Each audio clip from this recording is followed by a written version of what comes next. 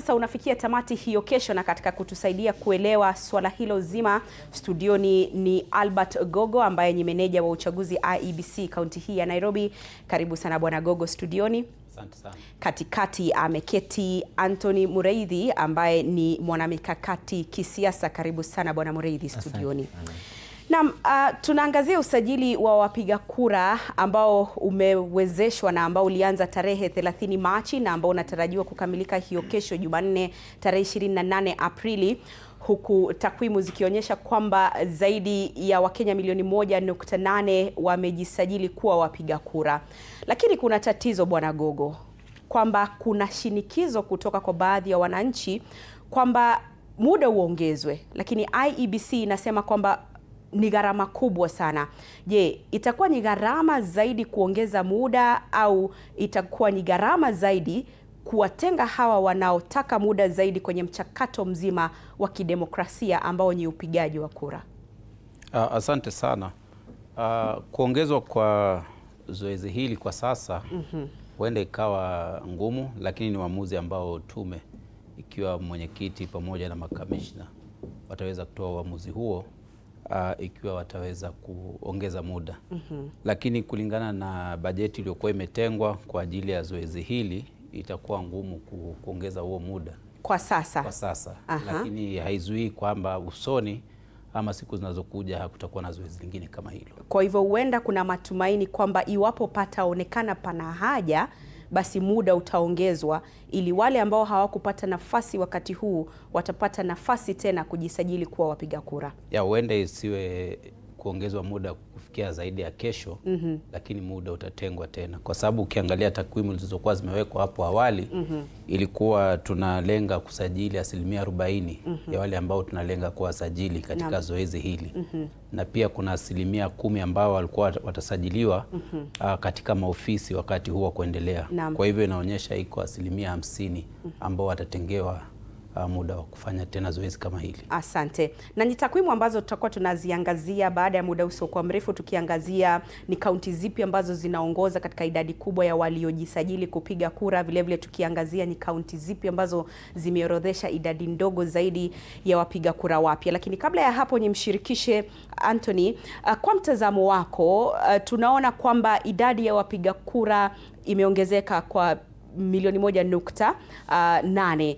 Labda inaashiria nini tunapokaribia uchaguzi wa mwaka 2027? Asante sana kwa swali hilo. Ukizunguka Kenya, na nilipata kufanya hivyo kupitia vuguvugu la vijana ambao walikusanyika kufanya initiative ya Tuko Kadi. Wakenya kwa jumla wanataka kuhusika sana katika mambo ya uchaguzi. Na IEBC pia siwezi sema ni jambo la busara kuwa wagumu na kusema ni mwezi moja ni mwezi moja. Kwa nini? Sababu kila kitu it's a mathematical formula. Kama itachukua muda wa dakika 3 kwa watu 10 kupitia katika laini fulani, huwezi sema bado wakiwa watu 20 watachukua hizo dakika 3. So lazima IEBC pia iweze waangalie, iseme ya kwamba je, nambari ya vijana ambao ama Wakenya ambao walitaka kujisajili wakati huu ni wengi kiasi gani, na muda ule ambao tumetenga is it sufficient tuwe tumeweza kuwaleta Wakenya wote katika jambo hili la kujisajili kupiga kura. Pia umesema leo hii nimeona katika taarifa ya kwamba upande wa West Pokot wanasema ya kwamba muda uongezwe. Kwa nini? Walikuwa wameenda kulisha wanyama. Kwa sababu gani? Sababu hiyo ndio jinsi wao wanapata kiamsha kinywa, chakula, na hiyo ndio economy yao. So haya mambo pia yanapaswa yaangaliwe. Pia mambo ya people with special needs. Sidhani kuna mahali ulienda ukakuta tume ya IEBC imetenga mtu wa Braille. Unaona, ya kwamba mtu ambaye asiweza kuona kifika pale atawezaje kuhudumiwa, ama mtu ambaye hasikii. Hayo mambo yote yanapaswa kuangaliwa na tuseme tunaweza rekebishaje usajili wa wapigaji kura Kenya kwenda mbele. Naam, asante. Kufikia hapo mtazamaji, tuangazie takwimu kwenye kiwambo chako Kanashi, wapo unaweza kunipa takwimu hizo. Tunaangazia usajili wa wapiga kura kuanzia tarehe 30 Machi hadi 23 Aprili mwaka huu, ambapo jumla ya wapiga kura milioni 1.8 walijisajili. Ongezeko la wapiga kura wapya ni idadi hiyo ambayo tunaiona hapo ya 1505 kati ya tarehe 17 Aprili hadi 23 Aprili. Wapiga kura wengine 159,410 wakahamisha taarifa zao kutoka labda kaunti moja hadi nyingine. Wapiga kura 2,817 wakasahihisha taarifa zao, na ndio takwimu tulizo nazo kutoka IEBC. Tuangazie kaunti zenye idadi kubwa ya wapiga kura wapya. Kaunti zenye idadi kubwa ya wapiga kura wapya, Nairobi hapo ikiongoza kwa idadi ya wapiga kura wapya 12,365, Kiambu ikifuatia kwa karibu kwa wapiga kura wapya 97,557, Nakuru 81,000, Kakamega zaidi ya 80,000 na Machakos zaidi ya 60,000. Tuangazie kaunti zenye idadi ndogo zaidi. Kaunti zenye idadi ndogo zaidi ya wapiga kura wapya, kaunti zinazoongoza ni Wajir kwa idadi ya wapiga kura 17,330, Nyamira 17,575, Samburu 17,361, Tana River 17,000 na wengine 15.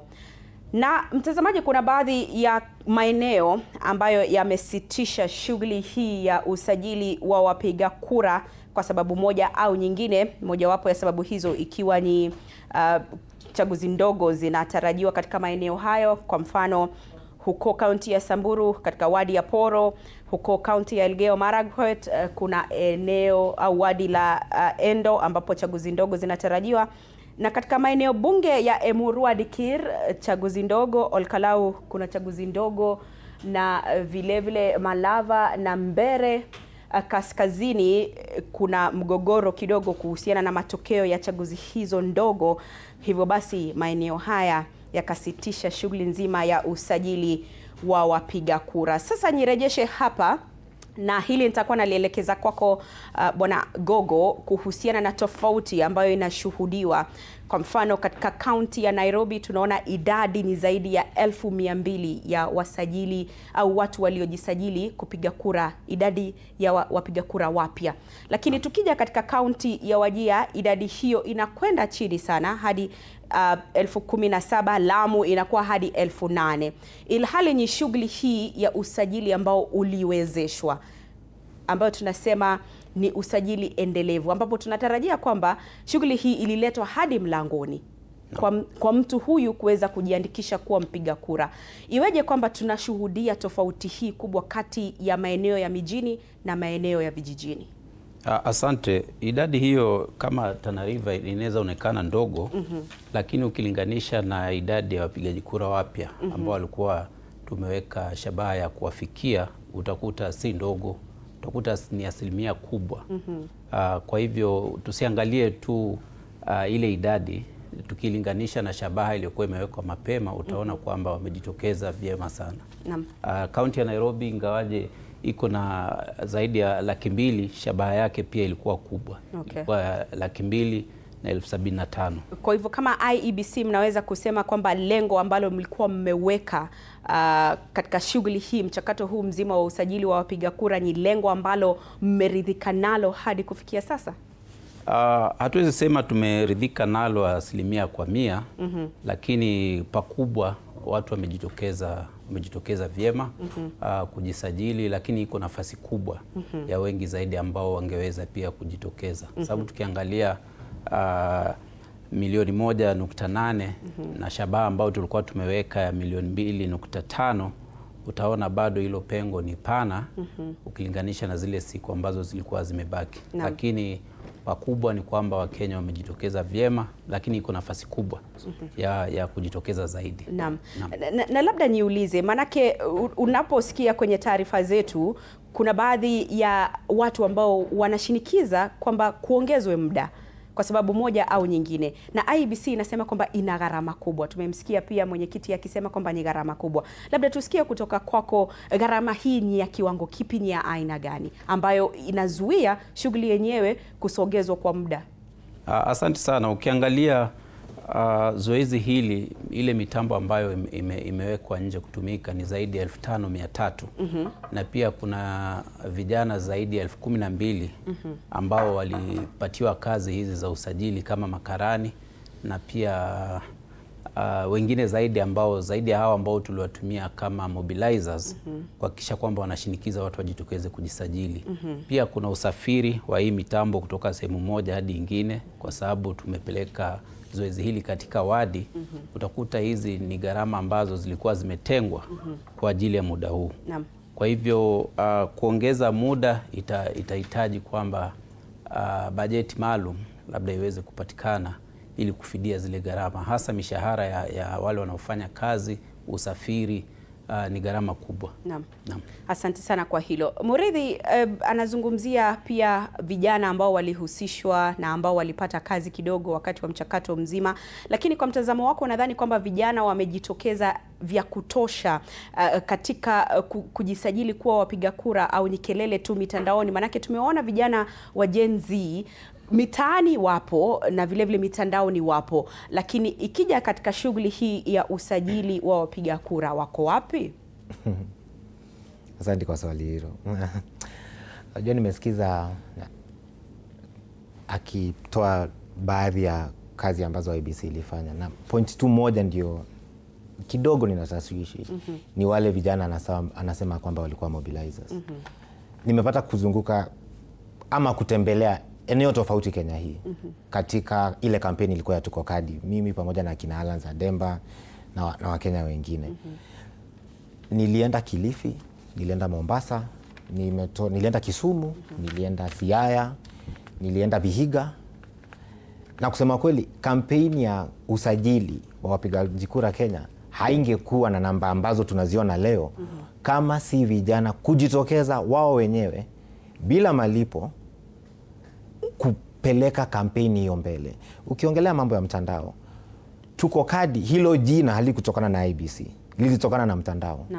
Na vijana waliweza kubeba kampeni hiyo katika mtandao, na tulipokaa chini tukasema tuende a step forward, tutoke katika mitandao sasa na tuweze kuenda kwa wananchi wenyewe. Na tulipata kwenda kwa masoko kama Kitale.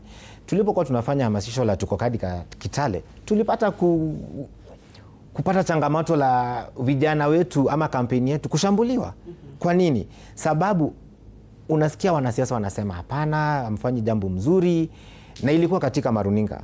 Kwa hivyo vijana walibeba kampeni hii kwa roho zao, na wakaweza kuifanyia kampeni na kuleta pesa zao kidogo pamoja, na kusema tuende katika ground yenyewe, because ile changamoto imekuwa hapa Kenya, nitasema ni kwamba vijana pia wamedharauliwa sana. Kazi yenu ni kupiga kelele katika mtandao, muende kwa ground. Nilienda katika hiyo ground mimi mwenyewe. Nilikuwa Kitale, nilikuwa Kisumu, na vijana walijitokeza. Kabla ya wale wahuni kuja pale Kitale, tulikuwa tumeandikisha, nilipata kutumia hizo namba. Tulikuwa katika hiyo two span ya sisi kuwa hapo, tuliandikisha kura 200 na kitu. Kwa hivyo Wakenya walipata kubeba hii campaign katika roho zao. Pale ambapo mimi ningesema IEBC inapaswa kuangalia ni kujiuliza kwa nini hawakuweza kufanya uhamasisho.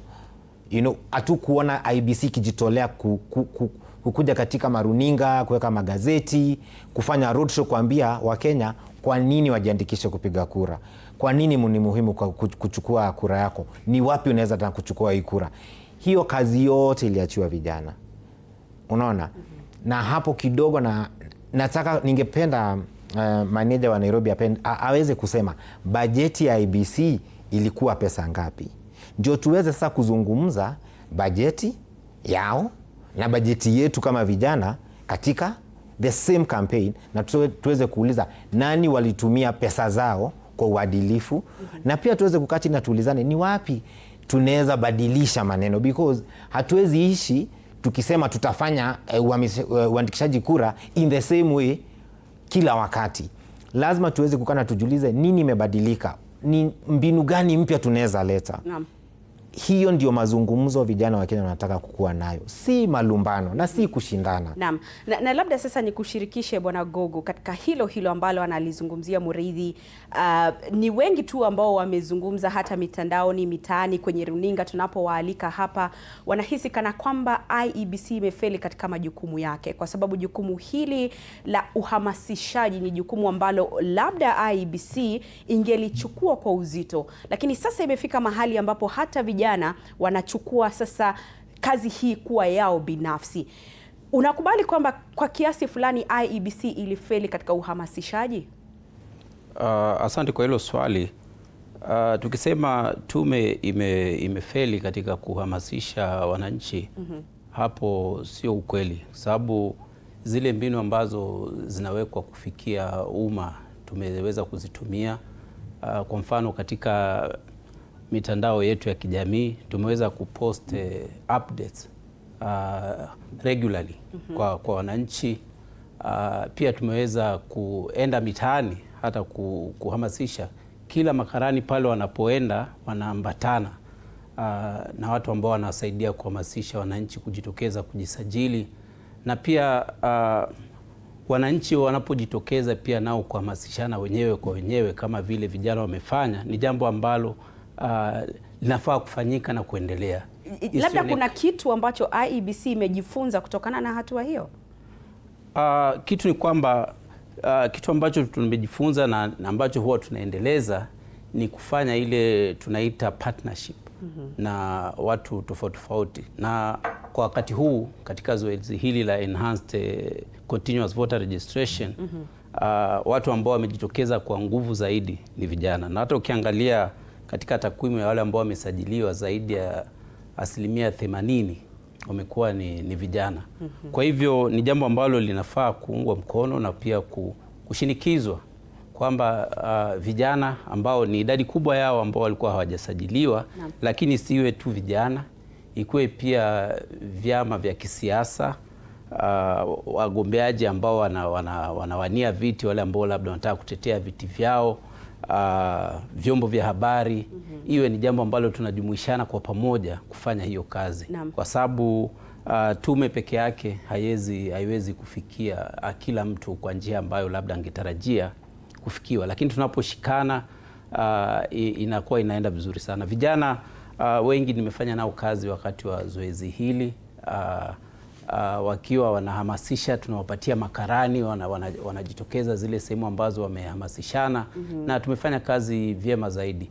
Kwa hivyo vijana wanapojitokeza lazima wajipige kifua kwamba wamefanya majukumu yao ya kikatiba, wasione kama ni mzigo wamewekewa kwenye mabega, wasione ni kana kwamba wamesaidia kama ni wamesaidia IEBC. Wanatoa mchango wao katika kuhamasisha Wakenya katika kujisajili. Kwa hivyo mimi ningependa wajisikie na fahari badala ya kujisikia wako chini ni kama wamepewa mzigo, kwamba wao wamechangia pakubwa katika kuhamasishana wao kwa wao.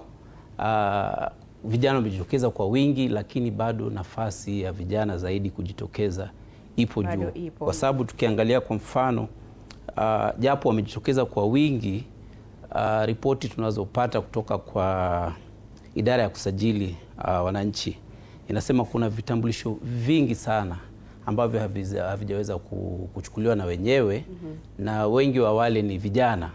Kwa hivyo bado kuna idadi kubwa ambao tunahitaji kuwahamasisha waweze kujitokeza wachukue vitambulisho. Maybe zoezi hili litakuwa kama limewachenga wengi, lakini nafasi bado zipo. Zoezi hili litaendelea katika maafisi yetu, na wakati unapofika tume pia itatangaza zoezi lingine la kuendeleza kama hili ambalo linaenda kuisha hapo kesho. Naam.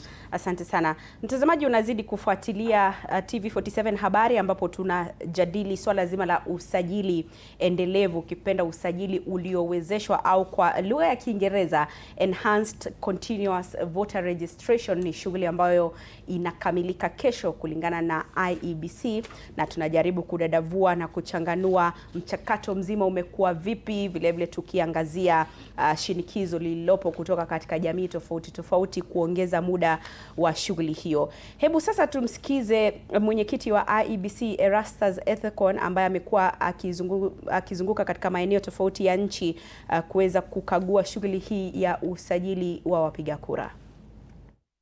As for the extension, the answer is no.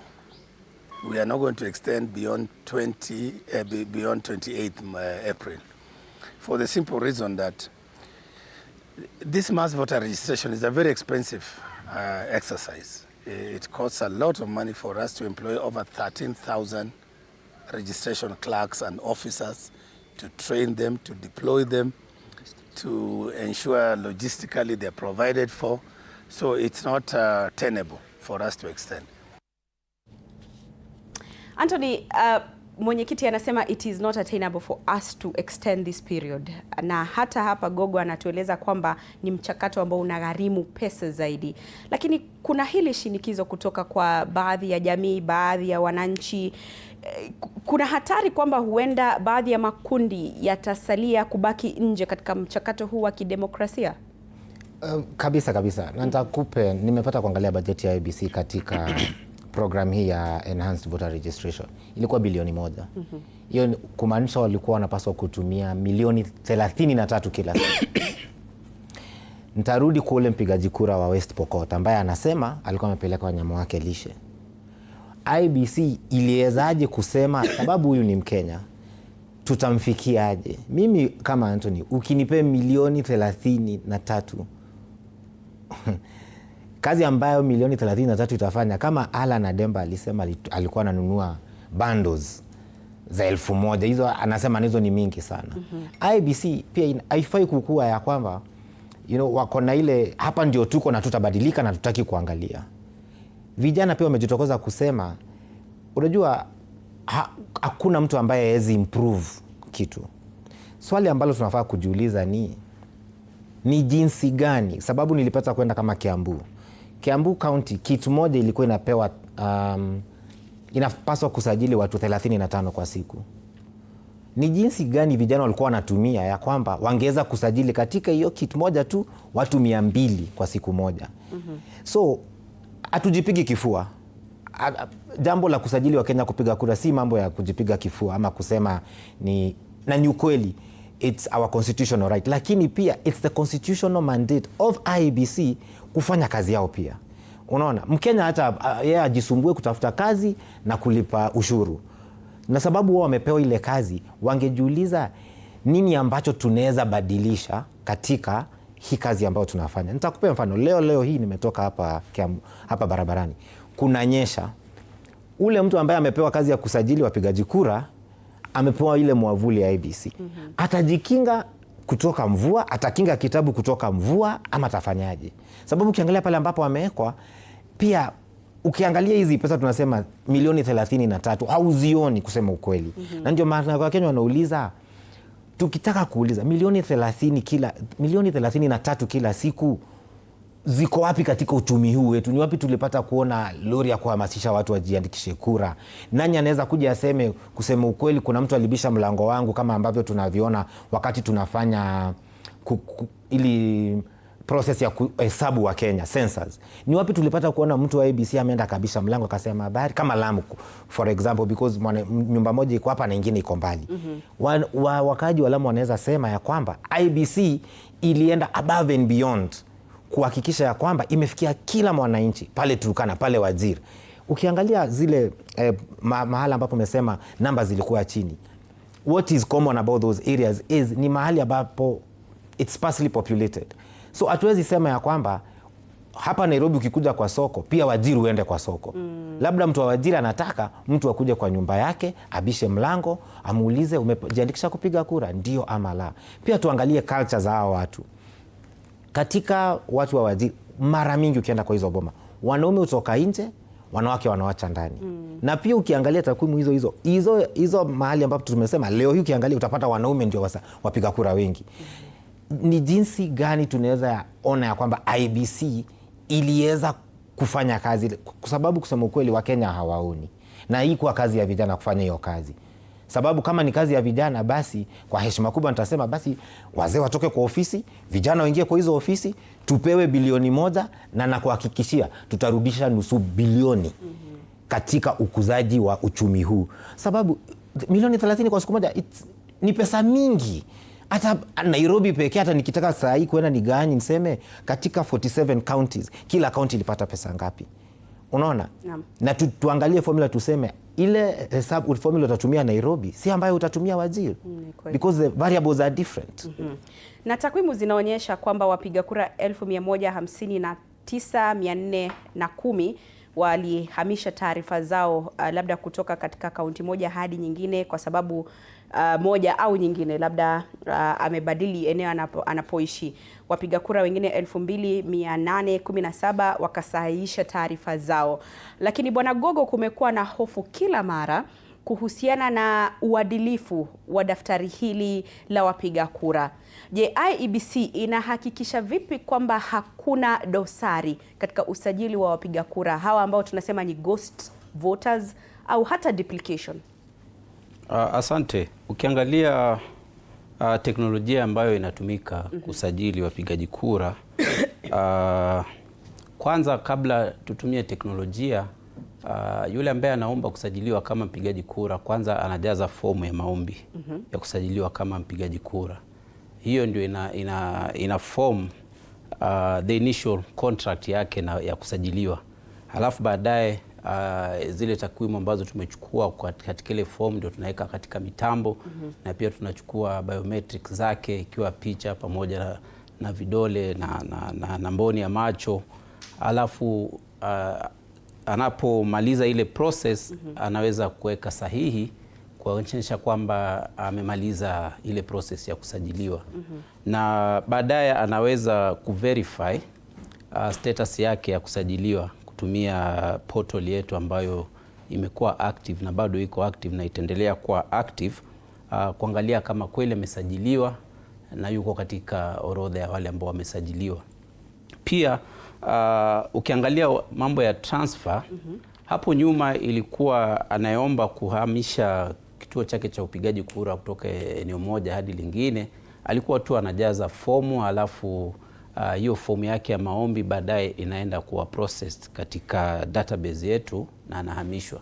Lakini kwa sasa anayeomba kutransfer eneo lake la kupigia kura lazima aende binafsi ajaze fomu ya maombi ya kuhamisha kituo chake, na pia lazima tuchukue biometrics zake kuhakikisha kwamba ni yeye anayeomba, na pia ina match na biometrics ambazo ziko katika register, ndio aweze kuhamishwa kutoka kituo kingine hadi kingine. Na pia baada ya hapo iko process ya inspection ya register ambayo itafanywa, ambapo wananchi wataalikwa kwenda kuangalia kama details ambazo zimechukuliwa katika register zinalingana na details zake mwenyewe. Pia baadaye tunafungua tunaita verification process, ambayo hii inalenga sana sana biometrics. Inaangalia vidole, inaangalia picha na pia mboni za macho za mpigaji kura, ili hakikishe kwamba zile biometrics zake zinaweza fanya kazi iwapo kutakuwa na uchaguzi. Halafu la zaidi, katika sheria yetu ya usajili wa wapigaji kura, sheria inasema lazima ile register ya voters ifanyiwe auditing by a qualified audit firm. Kwa hivyo hiyo audit process inaangalia areas tofauti za register kuhakikisha kwamba imefikia vile viwango vya kimataifa ambavyo register inafaa kuwa nayo. Kwa hivyo ukiangalia hizi process zote ambazo ziko mbele zinahakikisha kwamba hii register inakuwa na ile integrity ambayo inahitajika kutumika katika uchaguzi. Na kwa hivyo hii fomu ambayo unasema mtu anajaza ili kuomba kuweza kuwa mpiga kura inachukua muda gani?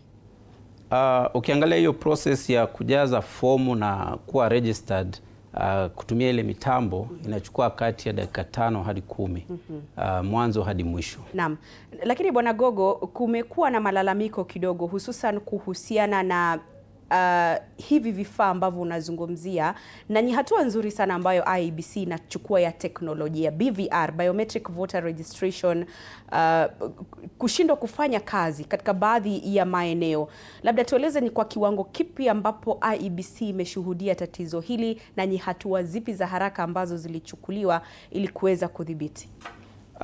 Katika utumizi wa teknolojia na mitambo, si jambo geni kuona kwamba mtambo mmoja ama mwingine unaweza leta shida kidogo, lakini katika kila eneo bunge walikuwa wamepatiwa vifaa vya kutosha vile vya wanatumia kufanyia registration mashinani, na pia tulikuwa tumewapatia enough backup kits ambazo zilikuwa tayari kuwa rolled out inapokuwa kulikuwa na mashini imeleta shida moja ama ingine. Kwa hivyo kwa mfano kama mimi katika kaunti ya Nairobi hatujawahi kuwa na hali ambayo mtambo umeleta dosari na mara moja tukashindwa kufanyia replacement na usajili ukaendelea. Na katika maeneo ambapo labda umeme ni tatizo, ametaja hapa Mureithi kwamba hali ilivyo hapa Nairobi ni tofauti na hali ilivyo kule Wajir. Mfano tunajua ni swala la umeme. IEBC ilihakikisha vipi kwamba usajili unaendelea katika maeneo hayo? Kumbuka vidude hivi vinavyotumika ni vidude ambavyo vinahitaji umeme ili kuweza kufanya kazi. Asante sana. Zile tablets ambazo tunatumia kwa usajili ziko na internal storage battery ambayo inaweza last siku nzima ya usajili. Lakini zaidi ya hapo tunawapatia pia power bank. Kila mtambo unakuwa na power bank ambayo inawapatia backup. Kwa hivyo hatujawahi pata hali ambayo umeme umekuwa shida. Na ukumbuke mitambo hii tunaitumia siku ya upigaji kura ambayo uko na masaa marefu sana. Na pia hatujawahi kuwa na shida ya umeme kwa sababu ile internal battery na backup yake ya power bank huwa zinatosha kukava siku nzima ya usajili. Kwa hivyo kwa kifupi hakujawahi tokea tatizo la umeme, usajili ukakwama. Hatujawahi pata shida kama hiyo ya umeme. Haya. Mureithi, vyama vya kisiasa sasa vinaingilia hapa, maanake tunaona takwimu milioni 1.8, idadi inaongezeka hapa Nairobi zaidi ya 1200. Labda vyama vya kisiasa vinawezaje kutumia takwimu hizi katika kupanga mikakati yao ya mwaka 2027? Kusema kweli, upigaji kura ni jambo ambalo kila chama huangalia kwa umakini sana. Sababu ukipata kuangalia continue.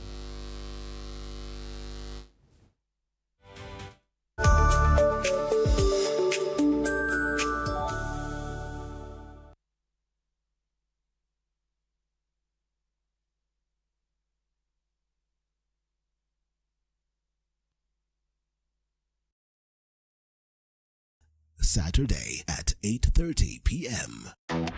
My father used to tell me that our hotel is the home for travelers. I guess I forgot that. Recently, it's been more of a mirror of my own ambition. Ooh, yeah.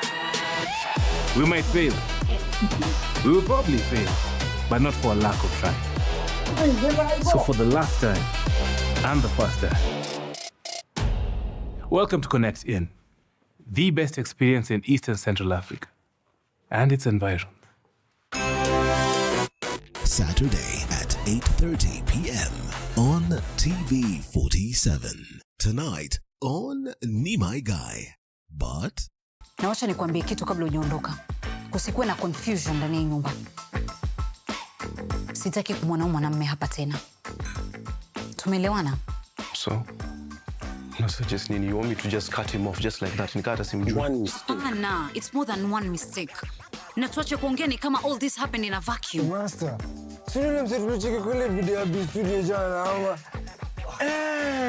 Buddha. I'm always around movement, sir. Top shot, man. Ni my guy, but Mondays, 8:30 p.m.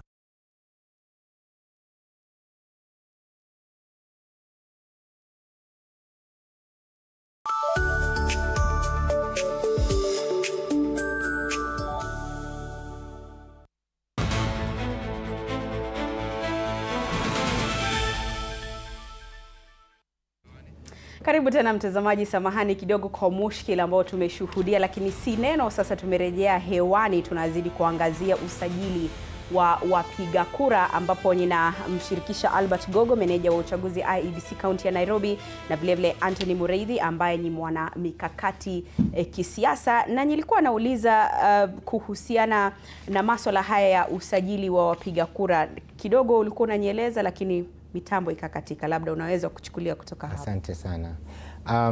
Vyama vitatumia takwimu ambazo tutapata kutoka IEBC kuangalia nguvu zao katika maeneo ambao wanahisi wao ndio wababe.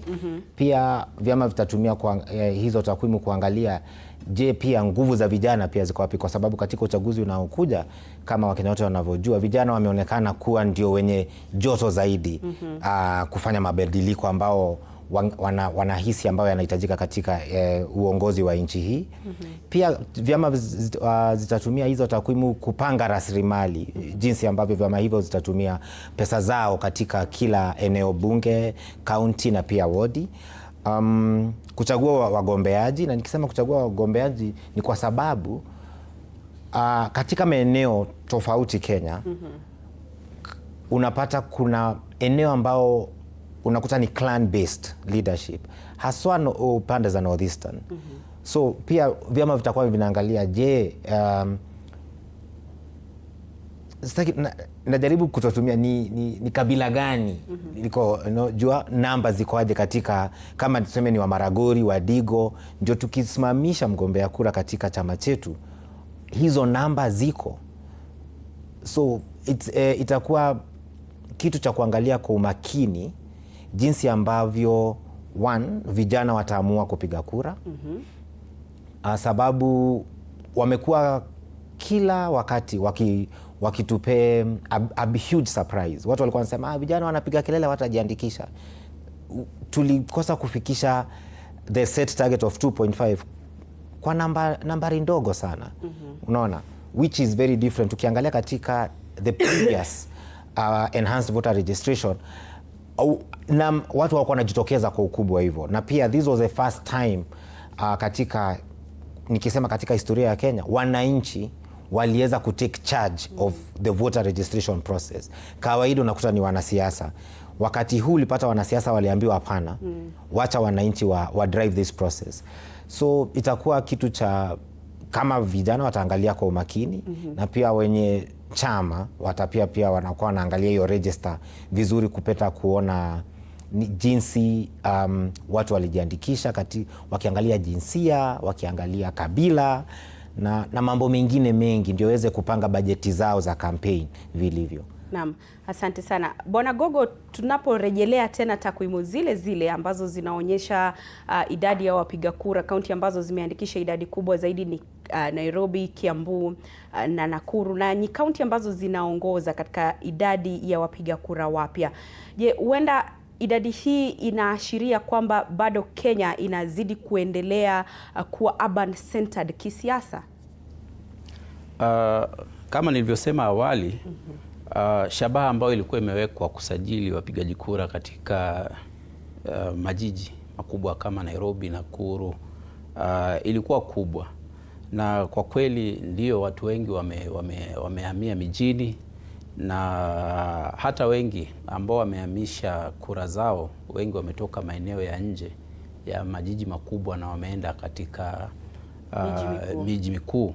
Lakini pia ukiangalia hizo takwimu not at face value kama inavyoonyesha, pia utashangaa kaunti ambayo inaongoza kwa idadi ya waliosajiliwa ukilinganisha na shabaha yao ni kaunti ya Turkana.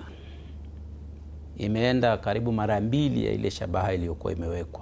Kwa hivyo sehemu ambazo kawaida tulikuwa tunaona hazisajili watu wengi, hasa zile tunaita arid and semi arid areas, pakubwa watu wamejitokeza zaidi, hata zaidi ya miji mikuu.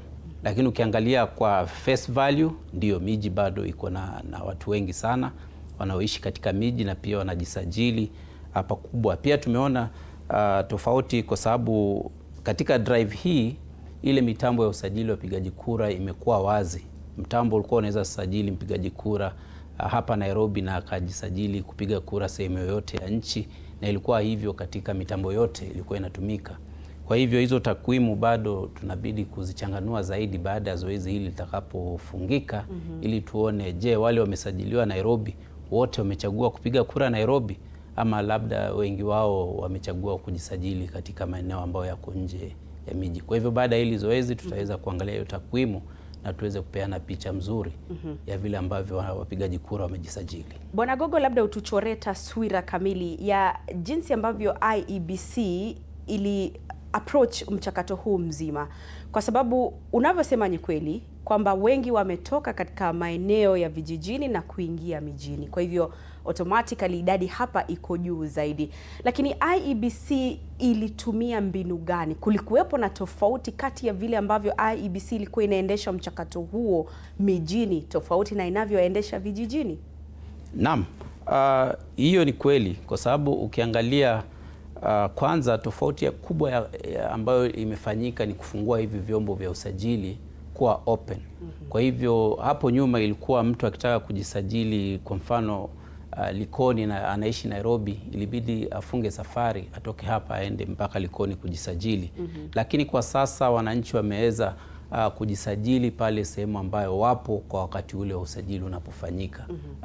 Aidha uko kazini ama umekuja uko safarini, umeweza kusajiliwa pale ulipo. Kwa hivyo kwa kufungua hivi vyombo vya usajili, kuviweka open, imekuwa change kubwa na imechangia pakubwa kuongeza idadi ya wale ambao wamesajiliwa, kwa sababu zamani mtu angesema sitatumia nauli shilingi 5,000 kuenda kujisajili katika eneo ambalo ningetaka kupigia kura. Kwa hivyo hiyo imechangia pakubwa katika kusajili, na pia ile mitambo ambayo tumeweza kupeana katika wards kusajili wananchi pia ilienda kulingana na population ama idadi ya watu ambao wako katika sehemu na ile shabaha ambayo tulikuwa tumeweka, na pia tuka factor in geographical expanse. Kwa hivyo zile sehemu ambazo ni pana waliweza kuongezewa mitambo ili kuongeza accessibility kwa hiyo mitambo. Kwa hivyo hizo ni changes ambazo zimesaidia. Halafu pia ukiangalia mitambo yenyewe ni midogo na iko portable. Kwa hivyo vijana wameweza kutembea nayo. Baada ya hili zoezi tutaweza kupeana report kwa wananchi. Utaona vijana wameenda door to door, hasa vitongojini. Miji mikuu kama Nairobi iko na sehemu nyingi ambazo ni vitongoji, ambazo zamani zile mashini kubwa za BVR zilikuwa haziwezi kufika. Lakini utaona sasa hata kwa apartment buildings wameweza kupanda nazo juu wakasajili. Tuko na picha ambazo wameenda hata kwa mahali ziko chimbo za mawe, chimbo za mchanga, quarries, na wameenda kusajili wapigaji kura wakiwa katika sehemu zao za kazi. Wengine wamesajiliwa wakiwa wana safari, wako katika safari, mtu yuko anakutana na kijana yuko juu ya pikipiki, anasajiliwa na anaendelea na safari. Kwa hivyo the portability ya hii mitambo pia imechangia pakubwa kufanya tuweze kufikia wapigaji kura wengi. Naam. Lakini awali ukataja kwamba lengo bado halijawaridhisha kama IEBC, sio? Kawaida mtu anataka kufikia 100% ya shabaha yake, lakini pia lazima tufurahi kwamba wale walivyojitokeza wamejitokeza vyema, na tuseme ni kama umekuwa mwanzo mpya, na kile tunahitaji kufanya ni kuongeza moto ili moto huu usizime, hata ingawa tutakuwa tunarudi katika maafisi, lakini wale ambao wanaweza kujitokeza katika maafisi waendelee wakati tunajitayarisha kwa zoezi lingine kama hili wakati litatangazwa. Naam. Na sasa kwa kumalizia manake mwelekezi wangu ananiambia muda unatupa kisogo, nichukulia papo hapo pa Gogo kuhusiana na IEBC haijaridhika kwa sababu walilenga mbali, lakini bado inaonekana kuna Wakenya wengi ambao hawajajitokeza. Japo vijana wakati huu wamejitokeza kwa wingi, bado kuna Wakenya ambao hawajajitokeza. Kwa mtazamo wako Mureithi, labda ni kukosa imani na mfumo, au labda ni ule tu uzembe wa kiraia ambapo mtu amekuwa tu reluctant, anasema siwezi kuchukua kura manake haita make any difference? Ni yote mawili. Pia wakati tulikuwa tunafanya hili zoezi la kusajili enhanced voter registration, watu waliweza kuuliza maswali kadhaa. For example, mtu anauliza kwa nini nikienda kuangalia polling center and it's not available. IEBC kidogo ilikuwa haikujika kama it was not proactive in the way ilikuwa inajibu hayo maswali. Pia kama nchi tunafaa tujiulize maswali. Nilipata kutembelea Nyanza. Nyanza kuna wapigaji kura takriban milioni 1.4. Vitambulisho IDs ambazo hazijaokotwa Nyanza ni 134,000. Na katika mikutano ambayo nilikaa chini na Registrar of Persons, naweza kukutana na watu wa IBC, tunapaswa tujiulize, na pia manager wa Nairobi Gogo amesema katika zile namba ambazo tunapewa za Nairobi, utapata kuna watu walijiandikisha hapa Nairobi lakini watapiga kura nje ya Nairobi. So tunapaswa kujiuliza, imefikia wakati tuseme unapojiandikisha kitambulisho chako, hapo pia unapaswa kusajiliwa kuwa mpiga kura. Ndio tukifika wakati sasa huwa kama hapa tulipo kama nchi enhanced, tutakuwa tuna deal tu na labda mtu ambaye alijiandikisha akiwa Mhaya, lakini akapata kazi Nairobi, na sasa anataka kutoa kura yake Mhaya ikuje wapi? Nairobi. We need to be very proactive and we need to align to the modern day challenges and times. Na nitarudia niseme, tusikae pale. Tutakuwa tunafanya enhanced, ujiandikishe kitambulisho, kisha kuja ujiandikishe. Tunajua ndio upige kura unafaa kukua miaka fulani. So pia tulipata wakati huu huduma centers pia ziliweza kukua mahali ambapo Wakenya wanaweza kujisajili. Pale, huyu ni afisa wa vitambulisho, huyu ni afisa wa IBC. Huyu akitoka kuandikisha kura, aende tu hapa next, ajiandikishe. So utakuwa una kill two birds with one stone, and it will make cost ya voter registration to reduce significantly, because tunaenda mahali pamoja na unakuwa sorted everything. Naam. Yes. Asante sana Bwana Mureithi. Kwa kufunga kabisa Bwana Gogo, wananchi watarajie nini haswa wale ambao hawakupata nafasi ya kuhusika kwenye mchakato mzima, labda kwa sekunde 30? Naam, ambaye amekosa fursa hii ya kusajiliwa katika wadi, itakuwa inasikitisha kwao, kwa sababu zoezi hili litarudi kwa afisi, ambapo tulikuwa tumeona hapo nyuma accessibility ilikuwa si mzuri, na hii ilikuwa fursa kubwa wananchi kuweza kusajiliwa karibu na pale walipo. Lakini tusife moyo. Moto huu ambao tumeanzisha sasa ni moto ambao hatungetaka uzime. Tutaendelea kuwahimiza wale ambao wanaweza kufikia maafisi waende kwa afisi, na zaidi punde tume itatangaza zoezi kama hili, waweze kujitokeza mapema kusajiliwa. Naam, asante sana Bwana Albert Gogo, ni meneja wa uchaguzi IEBC kaunti ya Nairobi. Shukran sana Anthony Mureithi kwa kuungana nasi, ni mwanamikakati kisiasa. Asante sana kwako mtazamaji kwa kufuatilia kuanzia mwanzo hadi tamati, na kwa kikosi kizima kwa kufanikisha kipindi na taarifa zote kwa jumla. Nimekuwa wako Andrin Kilemi, mwenzangu pembeni kwenye lugha ishara ni Roda Nyamai. Uwe na usiku mwanana.